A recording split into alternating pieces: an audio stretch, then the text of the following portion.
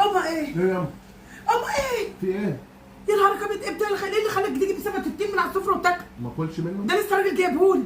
ده انت اكلت نصه خالد، بسم الله ما شاء الله. ده هو صح كيلو وعسل. بس اللي كلته يا اما، ما يا صغير. حبيبي انا جايباه فرقه عليك، وانت كده اكلت منابك انت ومراتك، انت ومراتك كلتوه كله؟ لا مراتي لسه ادي لاخواتك ايه طيب؟ ادي لاخواتك ده كده كل واحد يقضيه ربع كيلو ولا نص كيلو؟ انا جايبها لكم انا بحسبه خالد. جايباه انا ومراتي بس. جايبه لك انت ومراتك واخواتك دول مالهمش مش احنا لازمة. قاعدين معاكي في البيت يا اما؟ قاعدين يا حبيبي تاكل، انما مش تاكل السمك لوحدك واخواتك يتفرجوا عليك. يعني اخواتي اللي قاعدين في البيت يا حبيبي ده انا هتديهم، واحنا اللي قاعدين معاكي في البيت أيوة. بنخدمك يا اما. مش عايزه تدينا؟ وانت بتخدمني يعني تاكل اكل اخواتك، وبعدين انا موصيه عليه حبيبي عشان التينه دي. وانا اللي قلت انت عزمان انا ومراتي وابني. عزمك مش على سمك تين. امال على ايه؟ يا حبيبي عزمك على كيلو تين، نص كيلو تين، مش على سمك التين تاكله انت ومراتك صحه وعافيه.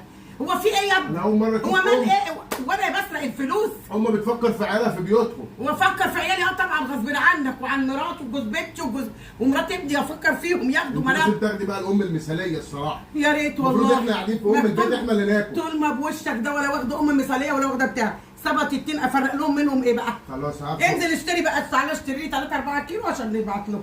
ما هو كده مش هينفع، مش هدي كل واحد هجيب لك تنتين. 2 كيلو، هجيب لك 2 كيلو. 2 كيلو 3 كيلو اللي كلتهم.